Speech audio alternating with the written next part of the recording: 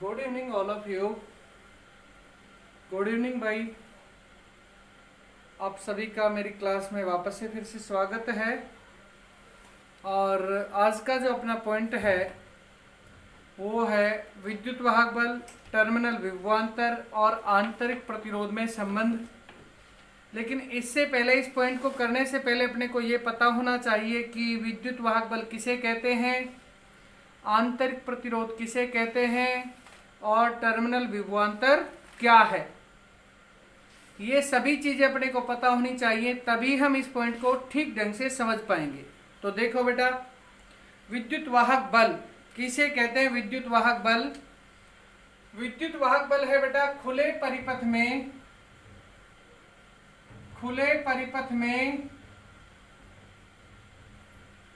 खुले परिपथ में वोल्ट मीटर का पाठ्यांक, खुले परिपथ में वोल्ट मीटर का पाठ्यांक क्या कहा जाएगा बेटा, विद्युत वाहक बल कहा जाएगा। खुले परिपथ में वोल्ट मीटर का जो पाठ्यांक है उसे हम लोग क्या कहेंगे, विद्युत वाहक बल कहेंगे। खुले परिपथ में विद्युत जो वोल्ट मीटर का पाठ्यांक है उसे क्या कहेंगे, विद्युत वाहक बल कहेंगे। ठीक है भाई, ये क्या हो जाएगा, ईएमएफ हो जाएगा, इलेक्ट्रोमैग्नेटिक फोर्स या इलेक्ट्रोमोटिव फोर्स। इसके बाद टर्मिनल विभवांतर की बात करते हैं। तो टर्मिनल विभवांतर क्या है बेटा, बंद परिपथ में। देखो बेटा, विद्युत वाहक बल खुले परिपथ में था और जो टर्मिनल विभवांतर है वो किसमें होगा, वो बंद परिपथ में होगा। तो बंद परिपथ में, बंद परिपथ में वोल्ट मीटर का पाठ्यांक, वोल्ट मीटर का पाठ्यांक बराबर क्या होगा बेटा, टर्मिनल वोल्टता, टर्मिनल वोल्टता या विभवांतर, टर्मिनल वोल्टता भी कह सकते हैं इसे आप और विभवांतर भी कह सकते हैं। ठीक है, इसके बाद अपने सबसे मेन पॉइंट की बात हो रही है, वो है आंतरिक प्रतिरोध। आंतरिक प्रतिरोध, आंतरिक प्रतिरोध क्या है बेटा, किसी सेल के अंदर, ये अपने पास हो गया सेल, इसमें भर दिया मैंने सॉल्यूशन,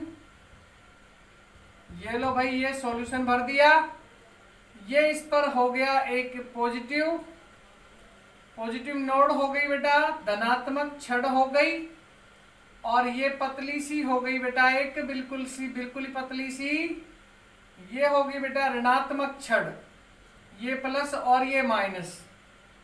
देखो, जब भी किसी परिपथ में यहां प्लस से आवेश निकलते हैं, परिपथ में घूमते हैं और माइनस में पहुंचते हैं, परिपथ में घूमते हुए वो निस्तारित हो जाते हैं, उनकी ऊर्जा रास्ते में ही खर्च हो जाती है, माइनस के पास पहुंचते हैं तब तक उनकी ऊर्जा खत्म हो जाती है। तो इसके पास बहुत सारे आवेश उपस्थित हो गए, ऋणा जो कैसे हैं, उदासीन है, उनके पास ऊर्जा कुछ नहीं है। तो ये इस सॉल्यूशन में से इधर जाते हैं, इस ऋणात्मक छड़ से धनात्मक छड़ की ओर जब जाते हैं तब इनके मार्ग में जो बाधा आती है उसे क्या कहते हैं, आंतरिक प्रतिरोध कहते हैं, इंटरनल रेजिस्टेंस कहते हैं। R is equal to CID upon में AT। इसके द्वारा आप लोग आंतरिक प्रतिरोध की निर्भरता को देख सकते हैं। किसको देख सकते हैं, आंतरिक प्रतिरोध की निर्भरता को देख सकते हैं। अर्थात जो आंतरिक प्रतिरोध है वो सांद्रता, C सांद्रता है, कंसंट्रेशन, I क्या है बेटा, धारा है, D डेंसिटी है, घनत्व है, A उसका क्षेत्रफल और T ताप है। एक बार फिर से सुन लीजिए, C जो है वो सांद्रता है, कंसंट्रेशन, I जो है वो विद्युत धारा है, D वहां पे डेंसिटी है, घनत्व है, A क्या है बेटा, क्षेत्रफल है, और T क्या है, यहाँ पे ताप है। इन पर डिपेंड करता है आपका आंतरिक प्रतिरोध। ये क्वेश्चन 2014 में पूछा हुआ है कि जो आंतरिक प्रतिरोध है वो कौन कौन से कारकों पर और किस प्रकार से निर्भर करता है। तो अपने को बताना क्या होगा कि R बराबर CID अपॉन में 80, CID अपॉन में 80। C यहाँ पे सांद्रता है, I यहाँ पे विद्युत धारा है, D यहाँ पे डेंसिटी है, घनत्व, और A क्षेत्रफल और T क्या है बेटा, ताप है। अब हम लोग बात करते हैं आंतरिक प्रतिरोध की परिभाषा के बारे में कि भाई सेल के अंदर विपरीत दिशा में धारा के प्रवाह में आने वाली बाधा को क्या कहते हैं, आंतरिक प्रतिरोध कहते हैं। क्लियर हो गया। सेल के अंदर आवेशों के विपरीत दिशा में प्रवाह में आने वाली बाधा को क्या कहते हैं, आंतरिक प्रतिरोध, इंटरनल रेजिस्टेंस कहते हैं। The internal resistance is the resistance in the cell which is denote the opposite direction electricity. जो आंतरिक प्रतिरोध है वो विपरीत दिशा में आवेश वाहकों के प्रवाह में आने वाली बाधा है। और इसका मात्रक क्या होगा बेटा, इसका मात्रक ओम ही होगा, कोई अलग सिस्टम नहीं है। अब बेटा हम लोग बात करने वाले हैं इन तीनों में संबंध की, विद्युत वाहक बल, टर्मिनल वोल्टता और विद्युत ये आंतरिक प्रतिरोध में संबंध, इसकी बात करेंगे बेटा। इसको मिटा देते हैं अपन और अब अपन बात करने वाले हैं इसके बारे में। तो देखिए अब मैं इस पॉइंट को ऐड कर देता हूं। विद्युत वाहक बल, विद्युत वाहक बल कोमा टर्मिनल वोल्टता, टर्मिनल वोल्टता तथा आंतरिक प्रतिरोध में संबंध, तथा आंतरिक प्रतिरोध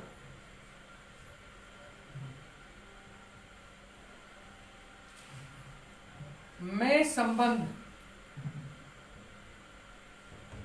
अर्थात विद्युत वाहक बल E, टर्मिनल वोल्टता V और आंतरिक प्रतिरोध स्मॉल r। बेटा देखो बाह्य जो प्रतिरोध होता है उसको कैपिटल R से डिनोट करते हैं, ध्यान रखना इस बात को, ठीक है।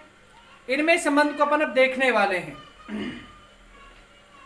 इसके लिए अपन एक सिंपल सा परिपथ बनाते हैं। ये मान लो कि अपने पास एक सेल हो गया, प्लस माइनस, यहां पे बेटा आंतरिक प्रतिरोध को दिखा दिया मैंने स्मॉल r के रूप में। इसमें धारा का प्रवाह प्लस से माइनस की ओर हो रहा है और यहाँ पे अंदर भी आ रही है धारा, ठीक है। तो चित्रानुसार यदि किसी प्राथमिक सेल का विद्युत वाहक बल कैपिटल E, परिपथ में प्रवाहित धारा I तथा आंतरिक प्रतिरोध स्मॉल r हो, क्या क्या बोला बेटा मैंने, प्राथमिक सेल का विद्युत वाहक बल E, प्रवाहित धारा जो है परिपथ में प्रवाहित धारा जो I और आंतरिक प्रतिरोध स्मॉल r है, ऐसा है बेटा। तो देखो उस आवेश को, किसी एक आवेश को उस पूरे परिपथ में, इस पूरे परिपथ में घुमाने के लिए किए जाने वाला कार्य जो दो प्रकार का होगा, कुल कार्य दो प्रकार का होगा। W बराबर WO प्लस में WI। समीकरण एक नाम दे दो बेटा इसको आजादी से, बड़े मस्त तरीके से। W बराबर WO प्लस WI। देखो यहाँ पे W कुल कार्य है, WO बाह्य परिपथ में कार्य है और WI सेल के अंदर किए जाने वाला कार्य है। तो क्या है बेटा W कुल कार्य है, WO बाह्य परिपथ का कार्य है और WI क्या है बेटा, आंतरिक सेल के अंदर का कार्य है, ठीक है। चूंकि W बराबर EQ, क्योंकि देखो बेटा आप लोगों ने एक यूनिट में पढ़ा था कि भाई V बराबर में W अपॉन में Q, तो W बराबर हो जाएगा VQ। लेकिन जब खुला परिपथ हो उस समय V नहीं आता, उस समय क्या आता है, E आता है। इस वजह से मैंने W बराबर EQ लिखा। चूंकि Q बराबर IT, चूंकि Q बराबर क्या बेटा IT, चूंकि I बराबर Q अपॉन T होता है, आवेश प्रवाह की दर को विद्युत धारा कहते हैं, इस वजह से Q बराबर IT आ गया। इसमें कोई बड़ी बात नहीं है। इस वजह से W बराबर क्या हो जाएगा, EIT समीकरण संख्या नाम दे दो आप इसे 2। समीकरण नंबर 2 हो गई बेटा, कोई दिक्कत नहीं है। अब करते हैं बाह्य कार्य की बात। परिपथ के या बाह्य परिपथ में, बाह्य परिपथ में कार्य, बताओ बाह्य परिपथ में कार्य कैसे ज्ञात करोगे आप? अरे बाह्य परिपथ में कार्य कैसे ज्ञात करोगे आप बताओ? आप किस प्रकार से ज्ञात करेंगे बेटा बाह्य परिपथ के कार्य को? है जी, बाह्य परिपथ के कार्य को कैसे ज्ञात करेंगे आप? देखो बाह्य परिपथ का जो कार्य है वो WO बराबर होगा VQ। WO बराबर क्या होगा? VQ। और Q बराबर IT है ही, तो WO बराबर क्या हो जाएगा बेटा? VIT। समीकरण संख्या 3 हो जाएगी। ये कितनी हो जाएगी? समीकरण संख्या 3 हो जाएगी। इसको थोड़ा मैं नीचे कर देता हूं, ढंग से आप लोगों को नजर आ जाएगा। WO बराबर VIT हो गया बेटा, ठीक है। अब बात करते हैं सेल के अंदर किए जाने वाले कार्य के बारे में।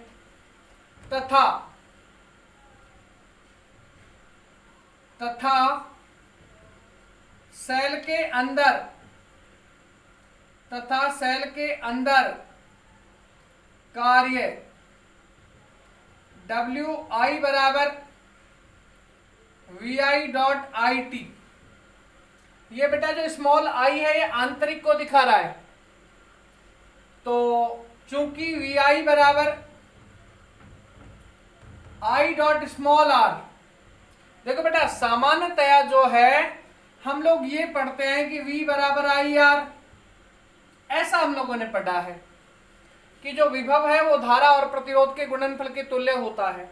लेकिन यहां अपने पास I तो है ही नहीं भाई, अपने पास कैपिटल R नहीं है, यहाँ पे स्मॉल r है, इसकी जगह पे आंतरिक प्रतिरोध है। तो इस वजह से इसको समीकरण संख्या नाम दूंगा मैं 4। तो समीकरण 4 से WI बराबर I स्क्वायर RT, समीकरण हो गई 5। अब देखो समीकरण 1 में मान रखना है 2 से, 3 से और 5 से। समीकरण 1 में 2, 3 तथा 5 से मान रखने पर,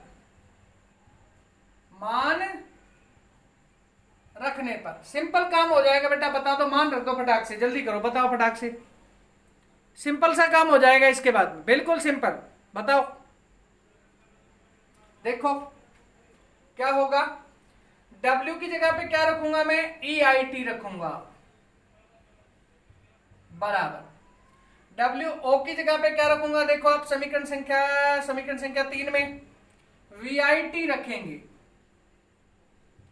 प्लस में WI बराबर क्या रखेंगे बेटा? समीकरण संख्या 5 में देखो ये रहा I स्क्वायर RT। ठीक है, मैं इधर से थोड़ा सा इसको मिटा लेता हूं, थोड़ा सा बड़ा पॉइंट है, हल्का सा ये मिटा लिया है। यहां पे कर देते इसको EIT बराबर, दिख तो रहा है ना भाई? हाँ दिख रहा है। EIT बराबर VIT प्लस में, नहीं एक मिनट, एक काम करो, IT को कॉमन निकाल दो। अब यहां पे क्या बच गया? यहां पे बच गया केवल V, प्लस में यहां बच गया IR।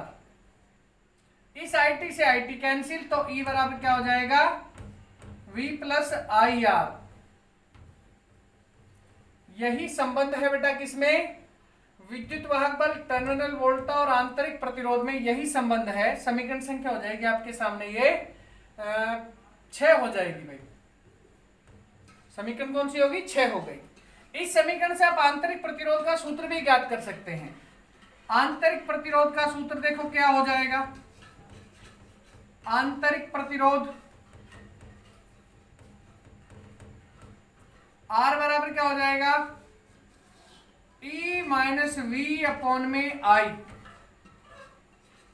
इसका मात्रक ओम होगा बेटा। समीकरण संख्या 7 नाम दे दो इसे, कोई दिक्कत नहीं है। ओम का नियम और यूज कर लो, एक और सूत्र बना लो। क्योंकि I बराबर V अपॉन कैपिटल R, इसलिए R बराबर एक और हो जाएगा E माइनस वी अपॉन में V इंटू में कैपिटल R। दोनों का ही मात्रक ओम होगा बेटा, कुछ भी अलग नहीं है इसमें, इसमें कुछ भी अलग नहीं है, यू का यू है। ये बिल्कुल इजीएस्ट पॉइंट है ये, इससे ज्यादा इजी पॉइंट कोई नहीं हो सकता। ठीक है, तो देखो आप लोगों के सामने जो है पॉइंट एक चित्र बनाया हुआ है। विद्युत वाहक बल, टर्मिनल वोल्टता और आंतरिक प्रतिरोध में संबंध अपने को ज्ञात करना है। कुल कार्य W बराबर WO मतलब बाह्य परिपथ का कार्य, WI मतलब आंतरिक परिपथ का कार्य, यहाँ पर सेल के अंदर का कार्य। तो W का मान तो EIT मिल गया कुल कार्य, WO का मान VIT मिल गया बाह्य परिपथ का कार्य, और WI का मान I स्क्वायर RT मिल गया। इनके मान रख दिए तो अपने पास संबंध आ गया, E बराबर V प्लस IR। इसके बाद में आंतरिक प्रतिरोध को ज्ञात कर दिया। ठीक है बेटा, बाकी अपन अब कल देखेंगे, एक नए पॉइंट के साथ फिर से मिलेंगे बेटा। Okay, good night.